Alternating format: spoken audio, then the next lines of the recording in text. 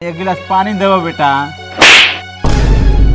हम तारा से एक गिलास पानी मांगनी है। दिन भर बैठ के तारा रोटी तुरे के बा। तारा जी में तो कोनो काम धंधा बाना। जब कहीं हम यात्रा पर निकलो तनी हमरा के टोकिए देता रहो। तारा से एक गिलास पानी मांगनी कौन गुनाह कर देनी है? का भइल बाबू? बाग हम कहीं यात्रा पर निकलो तनी टोकिए देता रहनी। ए बबुआ तनी तू एक गिलास हमरा के पानी दे। अरे इनकर इहे काम बाबे, पानी लिया दे एथी लिया दे। तुमर दे अस्थिर काहे न रहल ई जगह? इनकर इहे काम बा। चल अपन काम देखल जा। हां चलो बबुआ। हां भैया। ऊ बढ़िया भइल जे भगवान हमरा के औलाद ना देहले। औलाद खातिर हो मंदिर दौड़ल गई। जे औलाद हो जइया सन त बुढ़ापा के सहारा बनी सन। है तो भगवान हमरा के ना देहले तारा के देहले।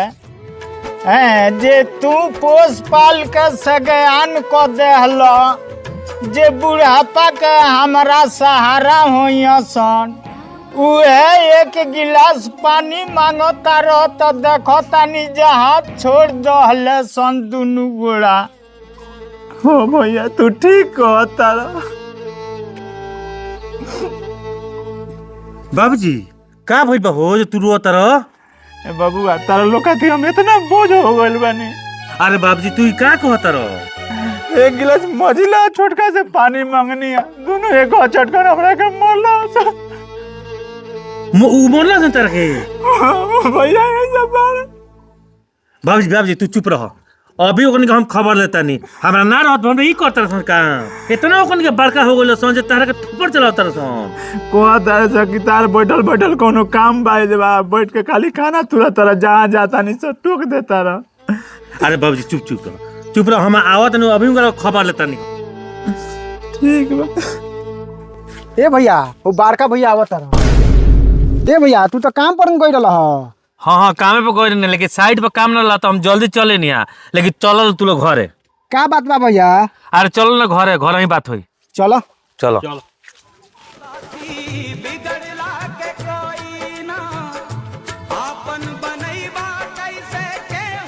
हाँ बाबूजी अब बताओ जे का भइल रहला। इनका से का पूछता रह, वही लोग से पूछ लो। का भइल बा रे जे बड़के बाबू खिसियाइल बना बाबूजी रोत रहन? बताओ सन। बाग बैठल कुछ ना कुछ मांगत रहता ना कोई हम यात्रा पर निकलो तनी तो टोकिए देता रहनी। इतना बड़का आदमी हो गल बड़ी जे तो यात्रा खराब होई तब बाबूजी टोक देता रह। तो हैं तुल के इतना बड़का आदमी हो गल बड़ सन, एक गिलास पानी न मंगल हन। तू लगलो हमनिए पे बढ़ के इनका के नहीं पूछो। जब कहीं आवो जात लागत है हई लिया हो लिया करे दिमाग खराब क के रख। रे बाप हमन उनकरा कमी होई त तोन से ना मंगे त के कर से मंगे रे? तोन के बुझाते है बात के। देख ले बाबू जब तोन के छोट रहला नु तो ई का करम क के हमनी के पोस पाल के बड़ा कोइले बड़ेन तो तबीयत खराब रहे तो याद बा? हैं तो याद ना हुई? तो तबीयत खराब रहे तो कहां से कर्जा पैसा मांग के भीख तक ले मांग के आ तोर इलाज करैलन। एकर सिला बुढ़ाले में इनका ई देत रसन। हैं तोरा का पता बारे जे तोरा पढ़े खातिर कितना मेहनत कइलन आ तब तोर एडमिशन करैलन? तोरा तनको लाज बा जे बाप का हाथ उठाओ तरी? हैं जाय तो बबुआ कुली ना कहल जाला। कौन काम बा कालना के एकनी के जितना बुझाता उ करत तारा। अरे बाबूजी ई आन्हर हो गइल बा सन। एकनी के ना लौकाल जेते, एकनी के लौकी ना। बाप महतारी अपना बाल बच्चा के पोस के बड़ा करला जे बुढ़ापा के सहारा बनियो सन। आ तोहनी के बुढ़ापा में पानी मांग देता रहे, खाना मांग देता रहे, चाहे बड़ बिछौना मांग देते तो तोहनी के हाथ उठा देता सन। तोहनी के भाई कहे में हमारा शर्म आवत हवे। भैया हमनी के माफ कर दे भैया। तू हमरा से का माफी मांगल बाड़ सन? उनकरा से माफी मांगो सन। माफ कर दो भैया हमनी के भटक गए रहनी से बुद्धि हमनी के नर्वस हो गए रहलो। बाबूजी हमनी के माफ कर दो। माफ कर दी बाबूजी। माफ कर दो बाबू बाबूजी। तुम बाबूजी के समझाओ ना माफ करे के कह दो। भाई जाए द लइका हम सन माफ कर द। दिन भर के भुलाई अगर साजी खाने आ जा सन ओकरा के भुलाई ना कहल जाला। ठीक बा भैया।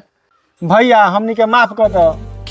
हम जातन भैया पानी ले। ना भैया हम जातन लिया पानी।